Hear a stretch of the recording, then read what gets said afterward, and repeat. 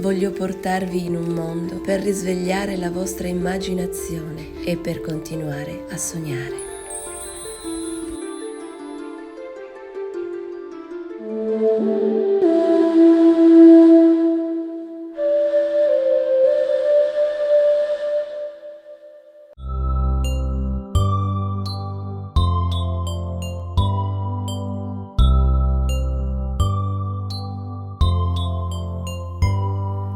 Fiocchi di neve argentati scendono lenti sulla città. Questo è il fantastico mondo di me, dove i sogni diventano realtà e con le sue fiabe ci allieterà.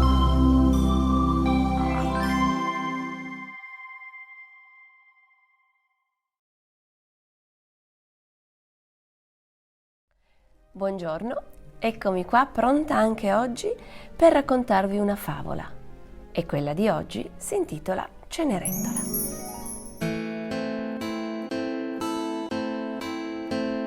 È una fiaba di tanti anni fa, sono certo che vi piacerà il suo nome, Cenerentola.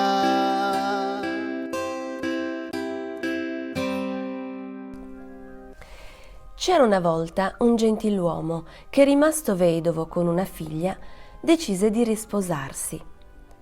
Prese come seconda moglie una donna superba e arrogante che aveva 2 figliole brutte e antipatiche, Matilde e Carlotta.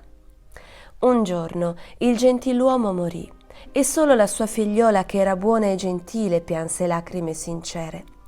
Rimasta sola e indifesa, la povera fanciulla fu messa in cucina a sbrigare tutti i lavori più pesanti, mentre le 2 sorellastre antipatiche e la madrigna facevano una vita da signore e la comandavano a bacchetta.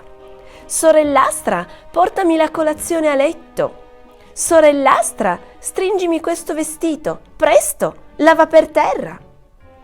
Vai subito in cantina, lava bene la cucina, fai il bucato, stira piega, da mattina fino a sera. Togli tutta la cenere dal camino, attenta la pentola sul fuoco, la cenere, la pentola, la cenere, la pentola, Cenerentola!» E quella fanciulla buona e brava da allora si chiamò Cenerentola. Ma lei non si lamentava mai e continuava a lavorare. Un giorno: «Venite qui, ragazze, c'è un invito a corte. Il figlio del re riceverà sabato sera nel palazzo le persone più importanti della città. Presto, Cenerentola, stirami l'abito. Cenerentola, lascia stare quei piatti e lustra per bene il mio diadema di brillanti. Non potrei venire anch'io al ballo?» «Ah, tu al ballo, che ridere! Te lo vedresti il figlio del re ballare con una sguattera?» Cenerentola sorrise. Già, come aveva potuto pensare a una cosa simile, lei al ballo, col suo vestito stracciato, insieme alle sorellastre che erano così eleganti. No, meglio aiutarle a prepararsi, perché facessero una bella figura. Al massimo poteva aspettarle a casa per farsi raccontare tutto. Finalmente il giorno del ballo arrivò e le sorellastre, accompagnate dalla matrigna, uscirono tutte agghindate, sembravano degli spaventapasseri in viaggio di nozze. Ma loro credevano di stare benissimo. Rimasta sola, Cenerentola prese in braccio il suo amico gatto. Sedette accanto al focolare ed ecco che dalla fiamma del camino: «Cenerentola, sono la tua madrina. Che fai qui tutta sola?» «Oh, una fata, sto sognando». «Ma no, Cenerentola, sono davvero la tua fata madrina. Sono qui per chiederti se vuoi recarti al ballo. Senti, buona fata del sogno, torna nella fiamma del camino. Non promettermi cose irrealizzabili. Per provarti che non faccio parte di un sogno, toccherò il tuo gatto con la mia bacchetta magica e gli donerò la parola, così lui stesso potrà dirti che io sono la tua fata madrina». Miau, è vero, Cenerentola, questa è la tua madrina, ti manderà al ballo. Oh, scusa, mia buona madrina, credevo tu fossi solo un sogno. Sei perdonata, Cenerentola. Vengo a trovarti raramente e non mi hai riconosciuta. Ma adesso, se ci tieni ad andare al ballo, devi sbrigarti. Vediamo. Innanzitutto, tu hai bisogno di una carrozza. Quella zucca laggiù andrà bene, ecco. E la zucca, sotto il tocco della bacchetta magica, si trasformò in un bellissimo cocchio dorato. Poi la fata si accostò a una trappola dove stavano 6 topolini. Ehi laggiù, venite a liberarci! Certo, vi libererò per tramutarvi in 6 cavalli. Un momento, non vogliamo diventare cavalli. Non potete trattarci così. Voglio un avvocato. Preferite restare in trappola? Beh, quando è così, accettiamo di diventare cavalli. E la fata trasformò i topi in 6 bellissimi destrieri, anche se il gatto non era molto contento. Addio, bei topi grassi. Non te la prendere, gattone, ne troverai degli altri. Piuttosto servirebbe un cocchiere con dei bei baffi. Un cocchiere senza baffi è come una torta senza ciliegine. Vai a vedere in un'altra trappola. In quella casa dovevano esserci parecchi topi, perché Cenerentola ne trovò subito un altro. La fata trasformò il topo in un baffuto cocchiere. Ora era tutto a posto. C'era la carrozza, c'erano i cavalli e anche il cocchiere. Perché allora Cenerentola aspettava? Non lo indovinate? Le mancava un vestito adatto per il ballo a corte. Cenerentola, andrai al palazzo del re con un bellissimo abito e con scarpette di cristallo. Sarai splendida. Con un tocco di bacchetta magica, Cenerentola si ritrovò vestita di un abito meraviglioso, color della notte. E felice corse verso la carrozza, ma la fata la fermò. Ricordati che i miei incantesimi hanno potere fino alla mezzanotte, non un minuto di più. Torna quindi prima dei 12 rintocchi. E ora vai, corri, divertiti. Mezzanotte? Grazie, buona madrina, grazie. Apritemi lo sportello. Via, a palazzo. E così Cenerentola al ballo va con la carrozza e un vestito bellissimo.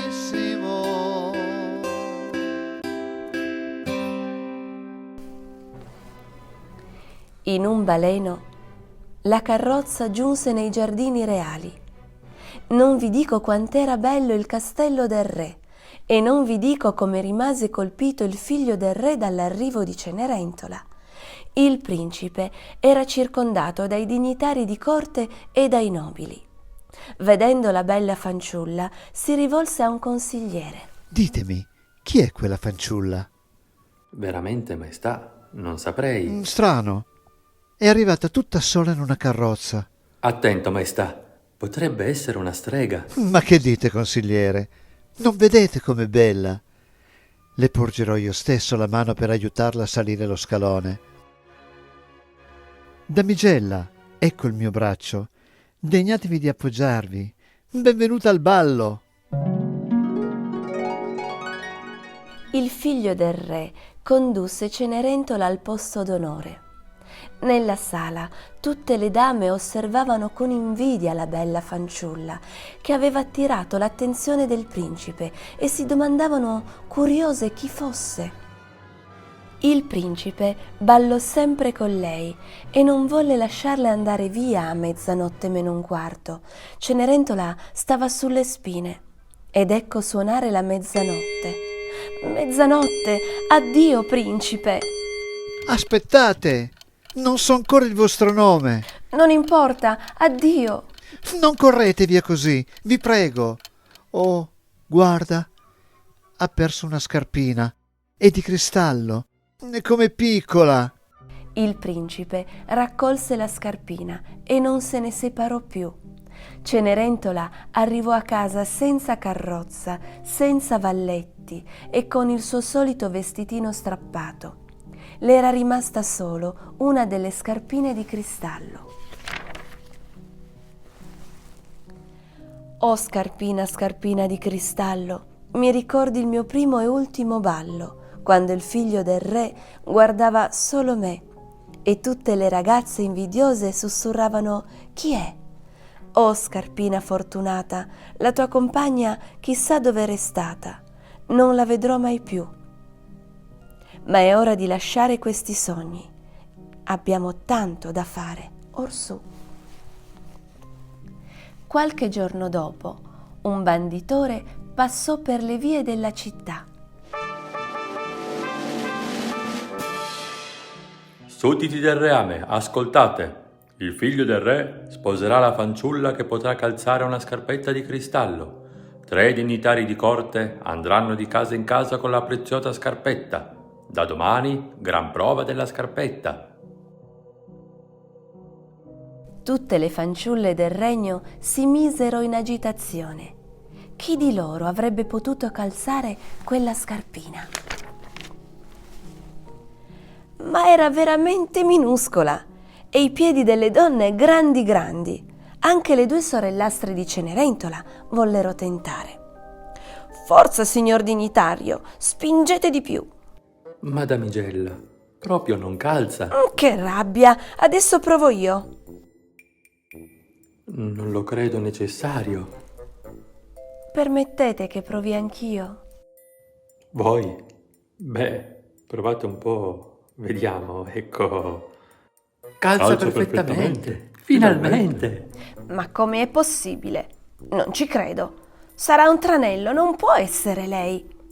Cenerentola vive sempre accanto al camino ed è rimasta in casa la sera del ballo.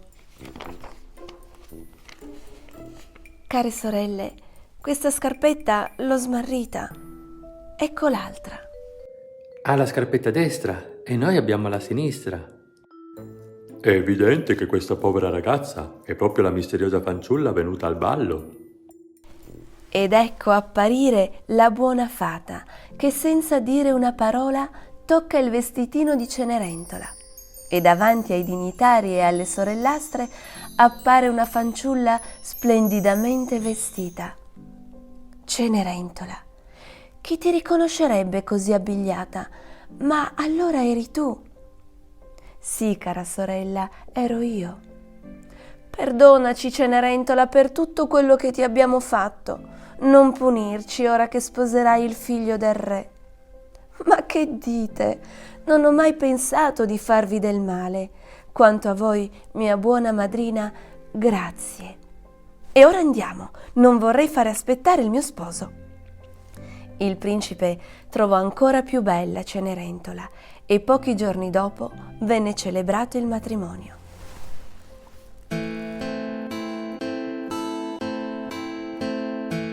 Finisce qui la fiaba di Cenerentola e il suo principe, felici per sempre. Che bella fiaba! Ma le 2 sorellastre si sono poi sposate? Beh, sai che questa volta hai fatto una bella domanda. Non lo so. Bimbi, secondo voi, le 2 sorellastre si saranno mai sposate? Alla prossima fiaba. Vi aspetto nel fantastico mondo di Meg. A presto!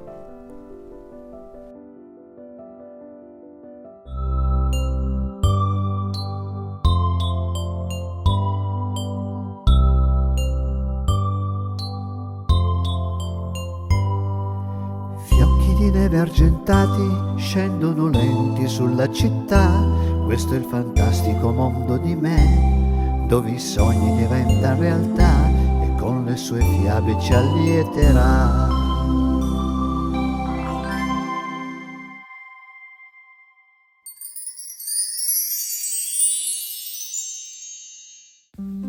Ci sono 2 mondi, uno che vivi con comportamenti e regole e uno che puoi sentire con il cuore e l'immaginazione.